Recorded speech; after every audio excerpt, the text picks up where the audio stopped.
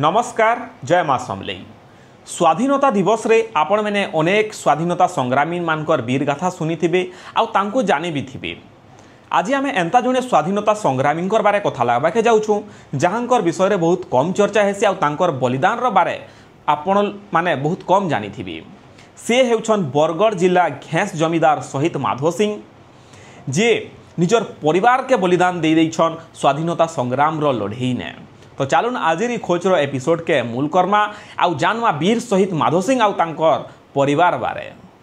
वीर माधव सिंह बरिहा बा माधो सिंह जलम होते 1786 रे बरगढ़ जिला घेस अंचल बिंझाल जमीदार अर्जुन सिंह बरिहांकर घरे। तांकर बापा भी थिले बड़ योद्धा। तांकर नु अस्त्र शस्त्र युद्ध नीति शिखी माधो सिंह। तांकर बापार परे से हेइथिले घेस अंचल 25 खंड गाँव जमीदार। इंग्रेज माने व्यवसाय करबार नीति ने भारत के आसिक ईस्ट इंडिया कंपनी नारे देश के शासन करबारे लगी थिले। देशर प्रजा मान को अन्याय अत्याचार करुथिले। तांकर जमीन से मान को 4 गुणा 5 गुणा कर नेउथिले। देशर पहला स्वाधीनता संग्राम रो पहला पर्यायर परे परे देश रे तेजी उठिथिला स्वाधीन संग्राम रो लड़ई। तार भितर ओडिशार संबलपुर विद्रोह हेउछे अन्यतम जेन वीर सुरेंद्र साही डाकरा साधारण पर्जानु नहीं करी गंतिया जमीदार निस्वार्थ मनोभाव ने बाहरी थिले स्वाधीन संग्राम रो लड़ई के। वीर सुरेंद्र साही आत्मीय आउ घनिष्ठ सहयोगी थिले वीर माधो सिंह। माधो सिंह अधीन रे थिला 25टा गाँव जेनटा के खालसा बोली करी जानुथिले। सेनर स्थानीय आदिवासी आउ अलगा संप्रदाय जनता के चौहान गोंड कोंद बिंझाल पर्जा मान को अस्त्र शस्त्र युद्ध शिखौथिले माधो सिंह। घेस अंचल थिला इंग्रेज मानकर विरोध गोटे मुख्य अंचल जार नेतृत्व नहीं थिले वीर माधो सिंह आउ तांकर 4टा वीर पो हटे सिंह कुंजल सिंह ऐरी सिंह आउ बैरी सिंह। वीर सुरेंद्र साई विप्लवी डाकरा ने राजबोडासंबर केसईपाली पाटकुलुंडा भेडेन पदमपुर आउ सोनाखान रायपुर एंता जगार विद्रोह मुड़ टेकी थिला। माधो सिंह आउ तांकर 4टा पो सिंगोरा गिरिपथर दायित्व नहीं थिले।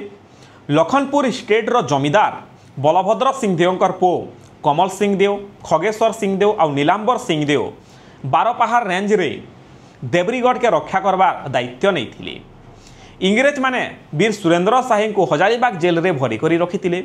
से सेनु 1857 जुलाई 30 तारिख दिन तांकर सहयोगी मानकर संगे खसी करी पलई थिले जहार लगी विद्रोह आउ बहुत जोरदार तेजी उठिथिला। आउ माधो सिंह उत्साह 2 गुणा बढ़ी जाइथिला।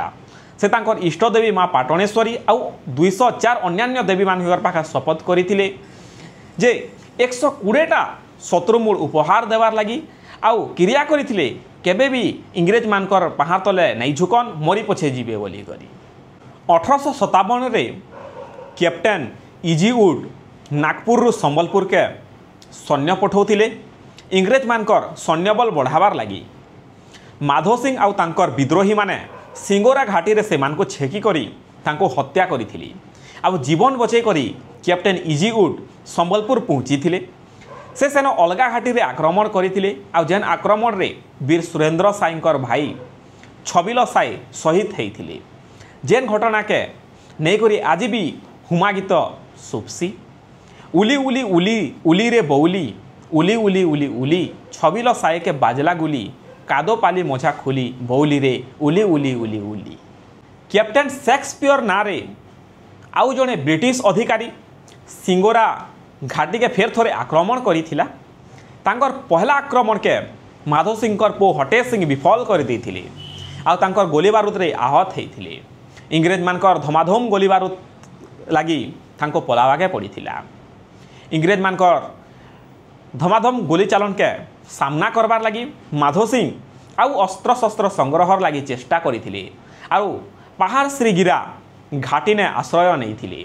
खबर पाई करी कैप्टेन शेक्सपियर आउ कैप्टेन वुड घाटी के अवरोध करबा लगी चेष्टा करथिले। कैप्टेन शेक्सपियर के माधो सिंह धरी पकड़े आउ शेक्सपियर रो मूड काटी देथिले। इंग्रेज मान के चेतावनी देवार लगी शेक्सपियर रो कटामुर शरीर के गच उपरे झुले देइथिले एंता वीर संग्रामी एंता लड़ुआ संग्रामी वीर थिले माधव सिंह नेतृत्व ने विद्रोही मानकर संगे कैप्टेन वुडब्रिज भी लड़ी करी निहत होता तार केते दिन पर ब्रिटिश अधिकारी एनसिंग वार्लो किसी सैन्य मानकर संगे सिंगोरा घाटी पहुँची हेले सिंगोरा घाटीर गच मान रे कैप्टेन वुडब्रिज कर संगे अलगा इंग्रेज सैन्य मानकर उलग्न शरीर कटामुड़ झुलुथिबार देखिक से भयभीत हो जाता आ तार प्रतिशोध नेबा लगी घेस स्टेट्र गाँ मानके जलई देइथिला। माधव सिंह अधिकांश समय इंग्रेज मानकर कबलरू मुक्त थिले। से जंगल बाघ एंता जंगल रे बुली बुली शत्रु मुड़ काटुथिले आउ से शपथ भी करथिले मरी पछे जिमी आ मरबार तक इंग्रेज मानकर आगे केबे नहीं झुके आ शत्रु के संहार करमी बोली करी आ सेंता ही हला मरबार तक से इंग्रेज मान को मारुथिले मुड़ काटुथिले हेले केबे नहीं झुकी। 72 वर्ष बयस वृद्ध बयस अस्वस्थ शरीर मास मास जंगल रे लड़वा के पड़ुथिला थकबा के पड़ुथिला आराम रवि जरूरत पड़ुथिला। माटिया भट्टा गाँ के जीवार बेले मेजर फोस्टन का नेतृत्व ने इंग्रेज सैन्य माने तांकू धरी पकई थिले आउ संबलपुर जेल चौक रे 1858 डिसेम्बर 31 तारिख रे तांको फांसी देइथिले। ई समय तक तांकर आउ जने पुओ ऐरी सिंह के से हरई सारी थिले।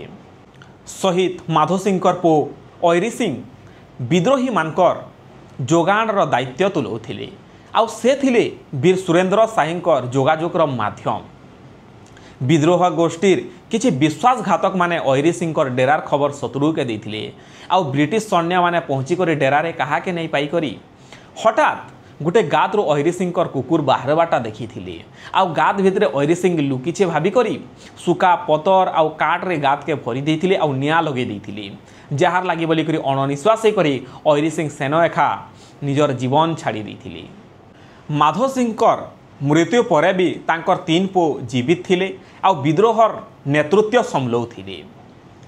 हटे सिंह आगुरु इंग्रेज मानकर संगे लड़ी करी आहत होइथिले आउ गोली बारूद रे पत्थर बाजी करी तांकर श्रवण शक्ति हरैथिले। परे इंग्रेज माने तांको गिरफ करी करी आजीवन कारादंड दे करी कलापानी आंटामान के पठे देइथिले। 7 मार्च 1864 रे इंग्रेज माने कुंजल सिंह बैरी सिंह के गिरफ करवा लगी बड़माल के पहुँची थिले आउ सेनो से मान के गिरफ करी करी संबलपुर जेल रे पर फांसी रे चढ़े देइथिले।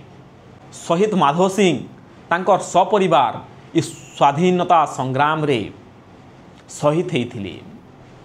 माँ माटी लगी तांकर बलिदान केबे भूली नहीं हुए। इतिहास पृष्ठारू तांकर ना हटे देले केबे इतिहास बदली नहीं जाए। आज इस स्वाधीन भारत रे आमे स्वाधीन भावे निश्वास तांकर बलिदान लगी नेउछू।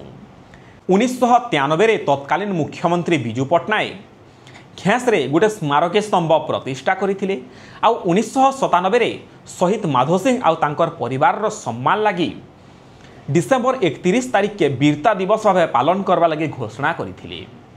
शहीद माधव सिंह आउ तांकर परिवार रो बलिदान स्वाधीनता संग्राम रो इतिहास रे खाली गोटे उत्तेजनापूर्ण नुहे भारत स्वाधीनता संग्राम रो इतिहास रो गोटे अविस्मरणीय अध्याय थिला। शहीद माधव सिंह आउ तांकर परिवार जलम जलम तक अमर हेई करथिबे।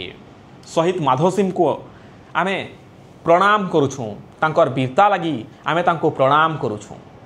जय हिंद जय भारत जय मां समलेई।